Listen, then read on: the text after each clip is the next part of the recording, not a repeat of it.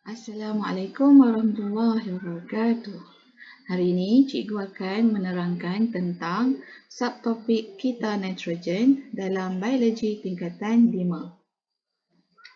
Okey, jika perhatikan kat sini, kita nitrogen adalah salah satu kita yang ada di atmosfera kita lah. Selain daripada kita karbon, kita ada juga kita air, kita ada juga kita oksigen. So, dalam atmosfera ada juga gas yang dinamakan nitrogen. So, semua dah tahu lah kan, kita ada gas yang dinamakan nitrogen. Okey.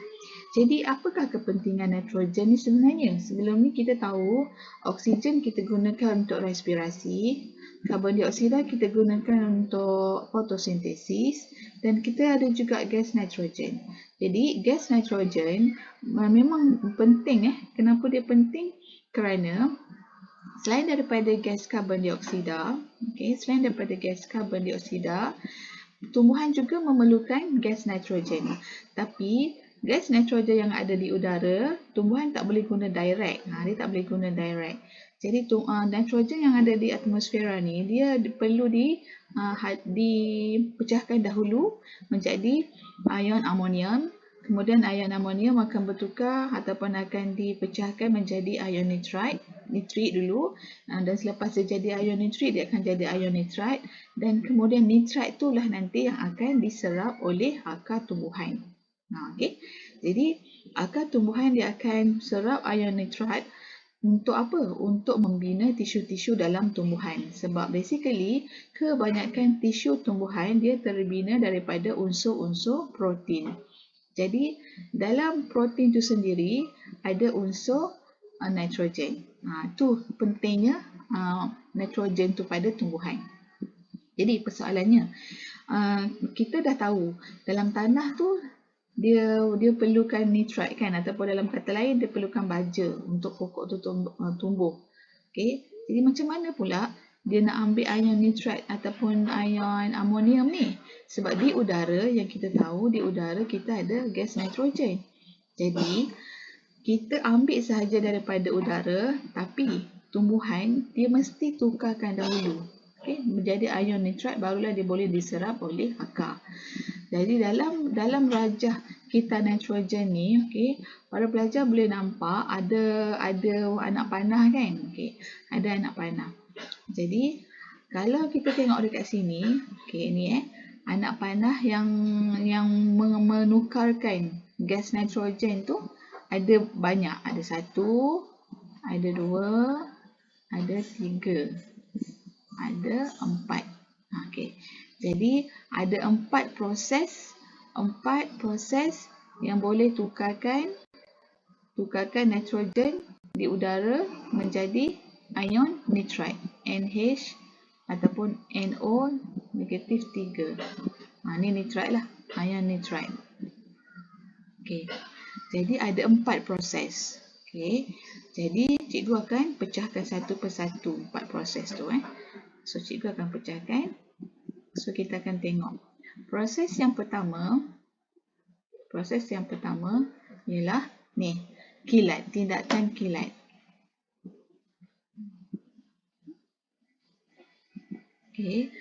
Bila guruh ataupun kilat, jadi bila berlakunya awak nampak lightning ni, nampak kilat, sebenarnya kilat di udara ni dia boleh tukarkan nitrogen di udara yang dalam atmosfer tu terus menjadi ion nitrite.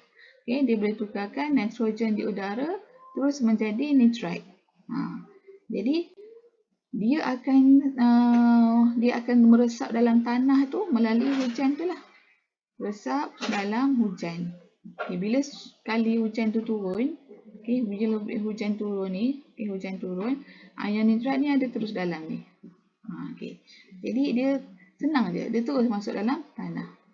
Dia terus meresap dalam tanah dan pokok pun ataupun akar pun akan meresaplah masuk dalam sel-sel tumbuhan. Paling senang ialah tindakan kilat. Simple. Dia terus je tukarkan nitrogen di udara ni menjadi ion nitrite. Ion nitrite dalam tanah dan terus ion nitrite ni diambil ataupun diresap oleh akar tumbuhan. Okay, yang kedua ialah melalui tindakan kilang baja. Okay. Yang ni pun senang je, directly je. Okay. Kilang baja.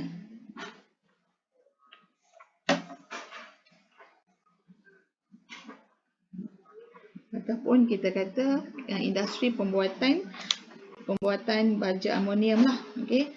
So industri pembuatan baja akan bekalkan baja amonium dan nitrate ke dalam tanah.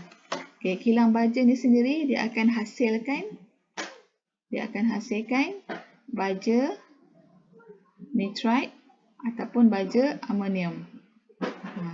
Dan ambil je lah, beli je baja tu, letak je dalam tanah. Okay, letak je lah dekat pokok kalau untuk pertanian lah kan. Kalau tanah pokok apa sawit ke, tanah pokok durian ke, beli je baja, directly kita terus dapat ion amonium ataupun ion nitrate tu.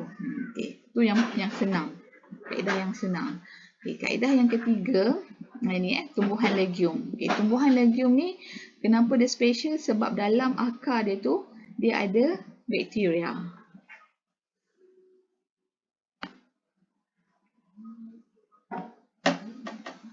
Okay, yang ketiga ialah tumbuhan legium ataupun tumbuhan kekacang. Kekacang, maknanya pokok kacang. Pokok kacang tanah tu lah. Okay. So, sebab itulah kalau dalam ladang-ladang dia nak kekalkan kesuburan tanah, tanam pokok kacang tanah. Tanam je. Jadi, secara tak langsung dia boleh jimatlah sikit baja tu, kan? Jadi, senang je.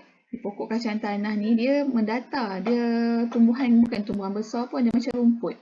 Tapi dalam tanah tu ada biji-biji kacang. Kacang tanah, memang dalam tanah lah.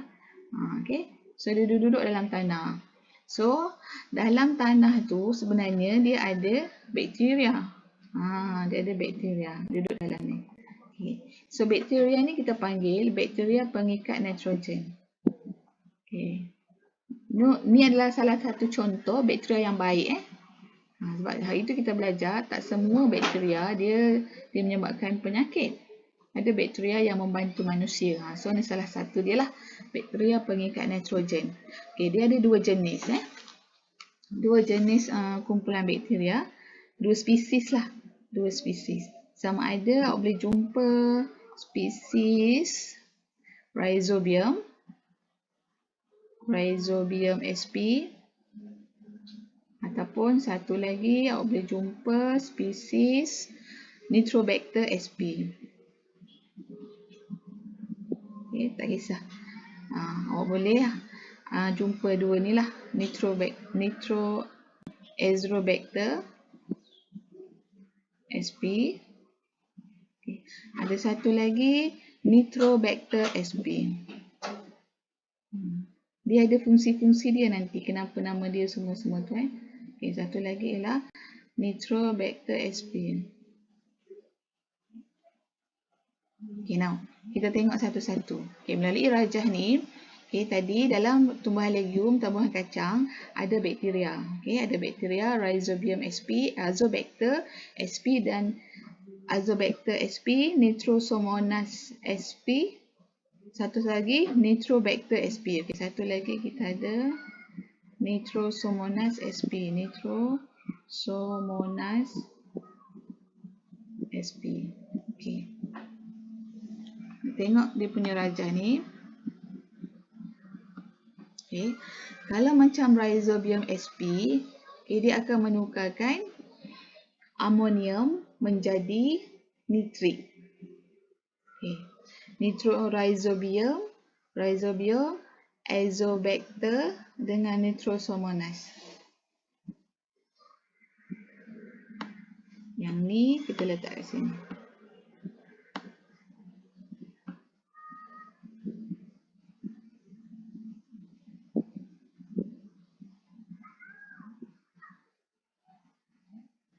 Kita letak kat sini. Okay.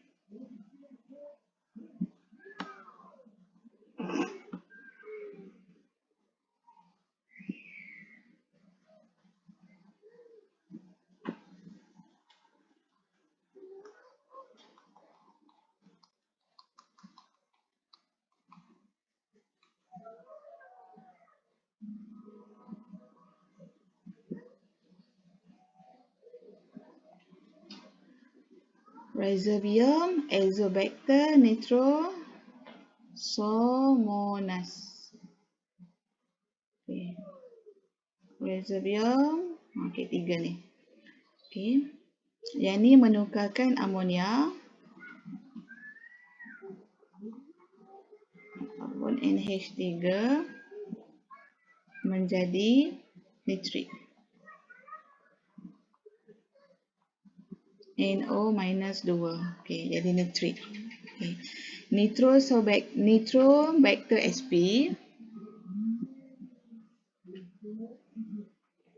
di sini kita buat warna lain lah. Okay. Nitrobacter sp, okay, dia menukarkan nitrit tu tadi menjadi nitrite.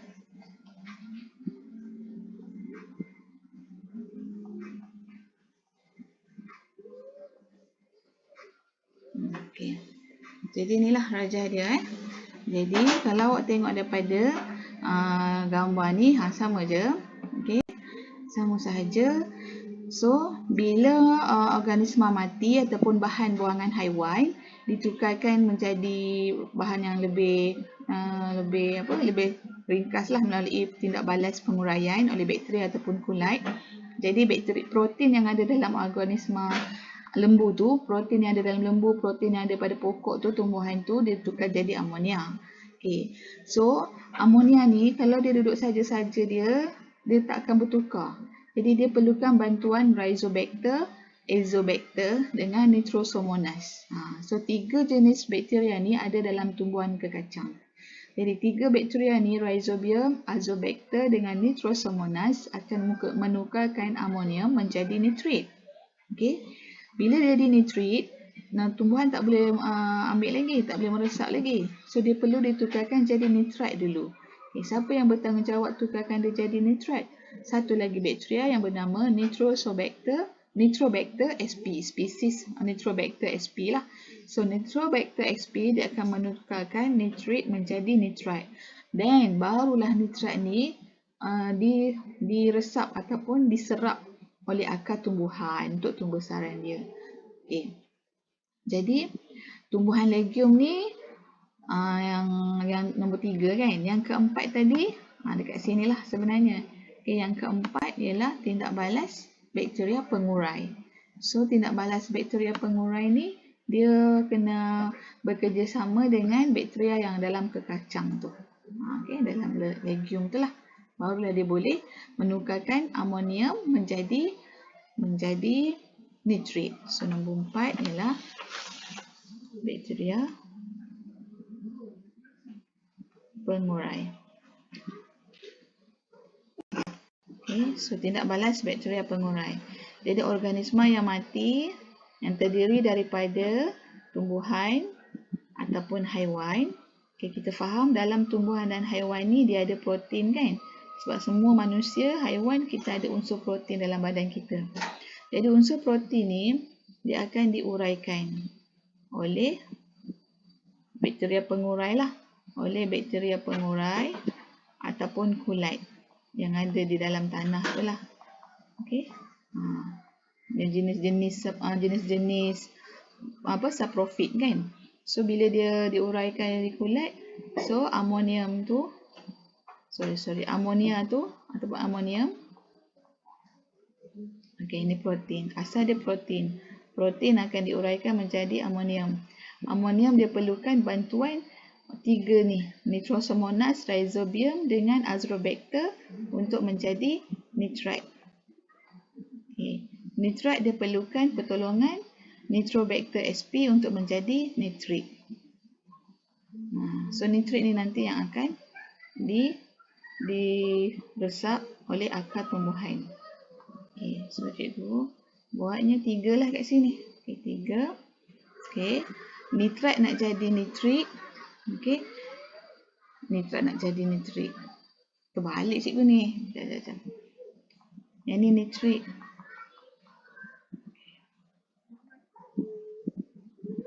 Okay, yang ni adalah nitrit. Last kali tu bawa jadi nitrite. Nitrat ni akan diserap oleh tumbuhan. Okey, ini adalah nitrat. Jadi, kita perlukan bakteria yang duduk dalam kacang. Okey, cikgu ulang balik. Amonium nak jadi nitrit. Okey, awak perlukan 3 tu. Rhizobium sp, Azobacter sp dengan Nitrosomonas sp. Okay. Nitrit nak jadi nitrat, awak hanya perlukan Nitrobacter. So, bakteria ni duduk kat mana? Duduk dalam tumbuhan kekacang. Jadi, ada 4 proses ataupun 4 lah proses yang kita boleh lakukan. Bukan kita lah, semua alam semula jadi ni lah. Ni je yang kita ni, kilang baja ni je lah yang manusia kan. Yang nombor 1, tindakan kilat tumbuhan legium dengan tindak balas penguraian tu semua berlaku secara semula jadi. Antara 4 proses tu sahajalah yang boleh menukarkan nitrogen di udara menjadi nitrat. Jadi nitrat ni nanti yang akan digunakan oleh akar tumbuhan. Okay. Jadi nitrat tu sendiri dia boleh directly tukar menjadi nitrogen di udara melalui bakteria pendenitritan. Okay. Jadi satu lagi proses melalui bakteria pendenitritan. Okay. Apabila yang ni lah nitrogen yang dah hasilkan dalam tanah tu, dah dihasilkan dalam tanah terus menjadi nitrogen di udara. Okay. Bila dia jadi nitrogen di atmosfera, dia akan masuk baliklah dalam takungan nitrogen. So yang ni kita perlukan tindak balas oleh bakteria pendenitritan. Proses dia proses pendenitritan lah. Okay, ini sahajalah yang macam pelik sikit kan. Yang lain semua yang cikgu cerita tadi tu macam mana kita nak tukarkan amonium menjadi nitrat. Tapi nitrat kita pun boleh juga tukarkan dia menjadi nitrogen semula melalui proses inilah proses pendenitritan yang dilakukan oleh bakteria pendenitritan. Jadi dekat sini kesimpulannya ada 2 jenis bakteria lah yang membantu, 3 jenis. Yang pertama bakteria pengikat nitrogen yang duduk dalam tumbuhan kacang. Okey, yang tu yang pertama. Yang kedua, bakteria pengurai. Ni. Okey, ni bakteria pengurai.